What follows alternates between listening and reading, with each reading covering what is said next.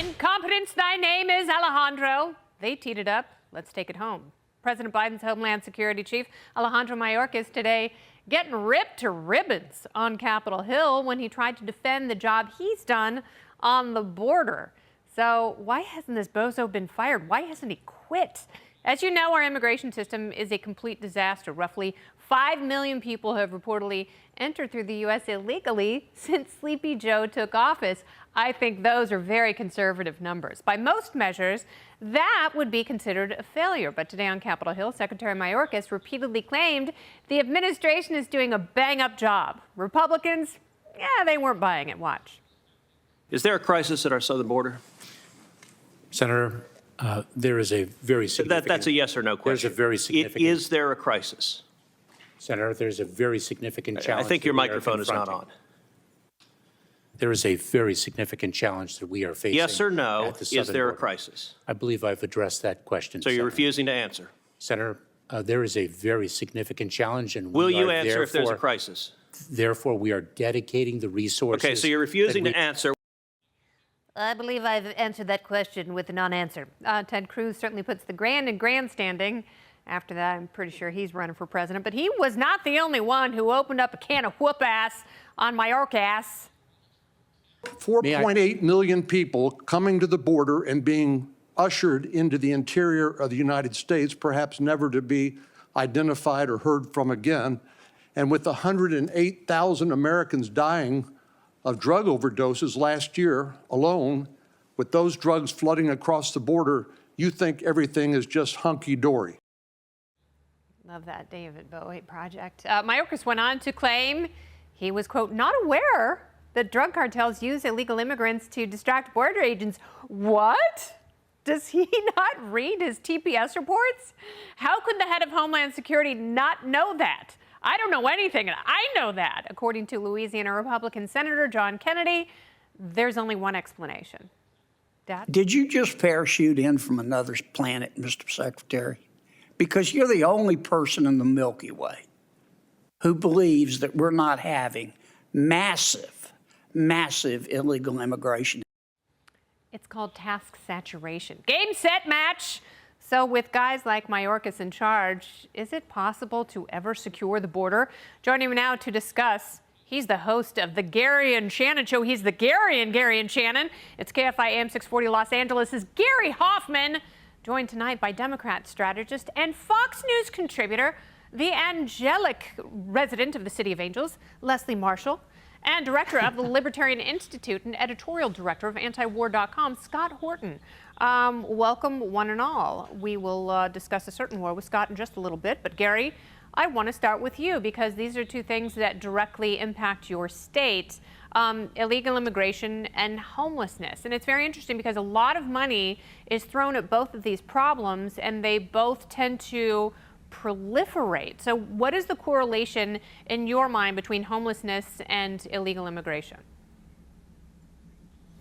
Well, among other things, like you mentioned, they're very, very similar problems. We clearly do not have the answers to them here in California, where I think it's more than half of all the homeless people in the United States reside in the beautiful state of California. But we also have a handful of million undocumented people who live and work and in many cases do contribute to our society here in California, but we don't know what to do. We simply do not have the right answers in terms of making sure that these problems don't continue to exist and, most importantly, don't continue to proliferate. I mean, in the time that, for example, Gavin Newsom has been the governor of the state of California, one of the first things he said when he was sworn in was he wanted to eradicate and eliminate homelessness in California. It's doubled in size since he's been here. Now, it's not entirely his fault, but it's one of those issues where if you cannot firmly define what the problem is, homelessness in California, a lot of it happens to be mental illness, drug abuse, and things like that.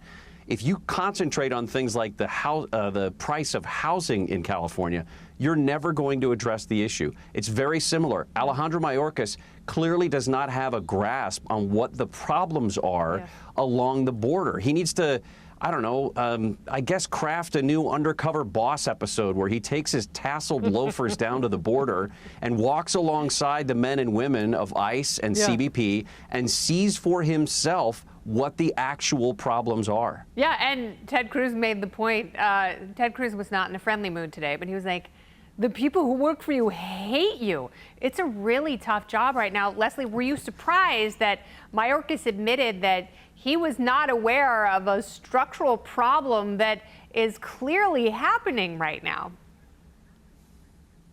Well, there are a couple of things. I know a number of people that work in the Senate that hate Ted Cruz, so he shouldn't base it on the people working around him. But I was surprised. I was surprised because, look, you don't need to Google it. It's a headline. It's also common sense. And it's not just been happening with this Homeland Security director or with this administration. I mean, drug cartels have been using migrants and paying their way to come to the United States, have been taking advantage of vulnerable, uneducated, desperate, frightened, anxiety-ridden individuals and their children to get their drugs over this border, and they've been doing it for 4 to 5 presidencies now, not just Democrat or Republican. And I would agree with what Gary said to a degree, Kennedy. And I'm not going to blame our governor here in California, and I'm not going to blame President Biden. I'm going to blame Congress, both Democrats and Republicans.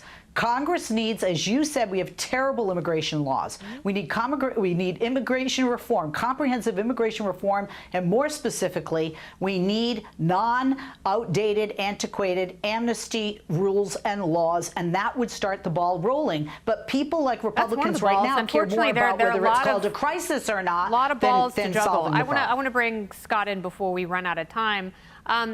Scott, we can talk about border security, we can talk about agents, we can talk about more immigration judges who are required, but it's interesting. The one thing that I would like to hear from the borders arena, Kamala Harris, is an acknowledgement about the failure of the war on drugs, because obviously, yes, cartels are using migrants to distract and to move drugs into this country because people are buying them. And they're illegal, so clearly something has failed. Your thoughts? Yeah, look, heroin's been illegal for 100 years. And everybody knows, we learn in elementary school, even in government school, they'll teach you why, not just that prohibition of alcohol didn't work, but why it didn't work. You increase the penalty for trafficking in the contraband, you just raise the price, and you just get more people into the market to make up for the decrease in supply. And so it's guaranteed to fail. It's built in to fail. And then also you have, of course, in the drug war in Latin America, of course, America insists on all the drug laws in Latin America, including Mexico. And so you have massive wars between the cartels over who controls the supply. And this is a great part of what drives the immigration problem in the first place. Now you have fentanyl, which can't be uninvented, I'm sorry. And you have a situation where, as you guys were talking about before, more than 100,000 people a year are dying of overdoses. So what's worse? Your cousin is a junkie or he's a dead junkie? The reality is everybody has been wrong about this, and they need to just admit it. We have to legalize drugs so people can just go to Walgreens, they can buy heroin, they know exactly what they're getting, measure their dose, and not die. And then we can try to get to root causes of people who have addiction and abuse problems and try to help people. I do agree that we do have to treat abuse in this country. We have to do a better job of that. I just talked to a lawyer in Portland, Kristen Olson, who has a wonderful podcast herself on my podcast, Kennedy Saves the World, about how to have a multi-pronged approach. And you can't just permit everything and expect that everything is going to be okay, because, we're obviously allowing several rings in the chain to completely break, and society is crumbling as we sit on the sidelines. Well, next up on the chopping block for big government problems, the IRS hopefully will be disbanded completely at some point. Republicans now demanding answers after reports the IRS showed up to the home of Twitter Files journalist Matt Taibbi as he was testifying on the day he was testifying on government censorship. Is that just a total coincidence? No, totally not, because he said things like this. What we found in the files was a sweeping effort to reverse that promise and use machine learning and other tools to turn the internet into an instrument of censorship and social control. Unfortunately, our own government appears to be playing a lead role. Including the IRS. Literally, while all of that was happening, the journalist claims an agent left a note at his home. He visited there and taped it to the door himself or herself. The IRS's website states home visits can happen, but they're very atypical. So was this a coincidence or intimidation by the feds? Gary, do we have weaponization going on here of federal agencies trying to silence people who are whistleblowers? Possibly. But even if it's not actual weaponization of the IRS, this looks so awful for Janet Yellen, for the Department of the Treasury, for the IRS. I mean, this looks incredibly bad. The only thing that would have looked worse is if it was Janet Yellen herself who knocked on Matt Taibbi's door and left a message. I mean, it could not have been worse. The IRS is pretty bad, Leslie, and they just got a bunch of money and thousands, tens of thousands of new agents about to be hired to make everyone's life miserable. Who loves the IRS, Leslie? Well, I didn't wear my pin, I hate the IRS, but I certainly do. They love to pick on me. I'm audited all the time. And I did, I did have somebody come to my house and leave a card. Although this, I would agree with Gary on this. This is not a good look because of the timing. You know, I'm not concerned about, it was 2018. They had a problem at first, the first return, and then they're coming back years later. I've had that happen to myself. Not even concerned that somebody came to the house, somebody came to my house, although they typically do just get in touch with you through the mail. But it is the timing, because like you said, it was the day that, you know, he testified. And, you know, because of the optics of this, it does have the optics of weaponization, and that's not a good look for Janet Yellen, and they're only getting, or the IRS. Yeah, the IRS is only getting more and more powerful, and they're not just going after Richie Rich, are they, Scott? No, they've always been political, and now I'm in trouble because I know they're looking at me right now, and here I am trashing them on TV.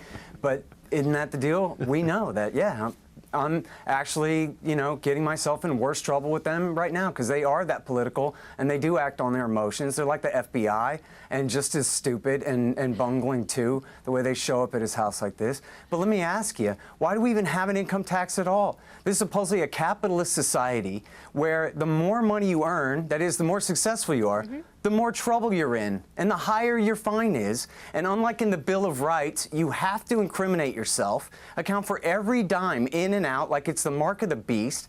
And we call this freedom. And meanwhile, they take all our money that they do tax, give it in welfare payments to the people who are already the most wealthy, while they print money all day. And they don't even need to tax us at all. It's simply a form of control, as Matt Taibbi can see. This is what happens when you do good journalism. Stick your neck out, and they come right for you like Lenin's Cheka. Absolutely. You should write lyrics for Sia, because that was so beautiful. Panel, Thank please. You're welcome. Don't go anywhere. All right, let's turn to a less successful presidential candidate, former New Jersey Governor Chris Christie. In a New Hampshire town hall, Christie criticized President Trump and discussed what it would take to beat Trump in the Republican primaries. Watch. You have to be fearless because he will come back and right at you. And so you need to think about who's got the skill to do that and who's got the guts to do it. Because it's not going to end nicely, no matter what. Oh, get in my belly, President Trump. Is Chris Christie the man for the job? Our party panel is back, Gary, Leslie, and Scott. So, Gary, he might have the right idea, but is he the man to execute the job there? Well, maybe that specific job of going after Donald Trump. I mean, out here on the West Coast, I love to see a New Jersey guy go after a New York guy and let the chips fall where they may. I feel like that should be like UFC 260 or something like that. But yeah. Chris Christie knows he doesn't have a chance at the nomination. He's just, if he gets in, it would be as a favor to people like Ron DeSantis or Tim Scott or Mike Pence, who don't necessarily have the attitude and the edge that it would take to go after someone like Donald Trump. Yes, Chris Christie's 100% correct. He will come back. He'll punch back twice as hard as you punched him. You just got to get back up and maybe keep giving it to him. The thing I love about Chris Christie, Leslie, is he hates me. We were at the Rangers game the other night. I was with Dagan and Jimmy Fela, and we saw Chris Christie, and he was super nice to Jimmy and Dagan, and he hates me so much. He's called and complained about me in the past, and I just love that tub of goo because I think as a presidential hopeful, he's a total failure, but it certainly is entertaining. I was on an Amtrak train from New York to D.C. a couple of weeks ago. I walked by. He said hi to everybody, and he gave me a look. I'm like, all right, you know, look, he failed as governor so he hates us both. Yeah, he has good taste in who he hates, right? Listen, right, you know, he failed as governor of the state of New Jersey. He can't run this country. He doesn't have a chance at becoming the GOP nominee. And I'm sorry, he's got a lot of bravado and tough talk when it comes to Donald Trump. But didn't he kind of kiss the butt of Donald Trump? I mean, I'm old enough to remember that. I'm so glad you brought that up, Leslie, because he was one of those Trump sycophants who later turned on the guy and wants to make a cottage industry out of it. So, Scott, you know, it's like Omarosa, which I hope you know who she is, Anthony Scaramucci, the mooch. Like, these were people whose lips were crazy glued to Trump's keister for so long, and then when it no longer suited them, they turned on him. And I feel like Chris Christie, he's in the Omarosa mooch camp. Yeah, definitely. Remember, he was on the transition team, but he had prosecuted Jared Kushner's father. Yeah. And so Kushner played the Trump card, sorry for the pun, and got rid of him. But he was on Team Trump up until then. You know, I really don't know what the Republicans think they're going to do. You know who was really nice when he came to Fox? Jared Kushner. He was absolutely lovely. So Wiener, Neener. Sorry, go ahead and finish your thoughts, Scott. That's funny. Yeah, no, I don't know what they're going to do. I mean, obviously, the only candidate that they have that has any chance against Trump is Ron DeSantis from Florida.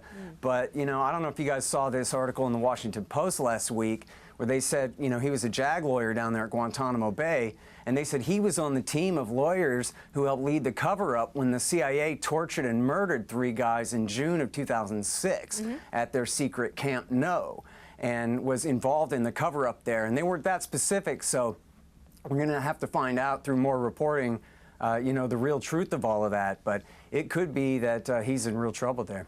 Yeah, we will see, because, you know, there are a lot of Democrats who would like to go after Ron DeSantis as well. He's got quite a few enemies in the establishment. We'll see how that pans out for him. Party panel, thank you so much, Gary, Leslie, Scott. And you too, Governor Christie. Me, me, me.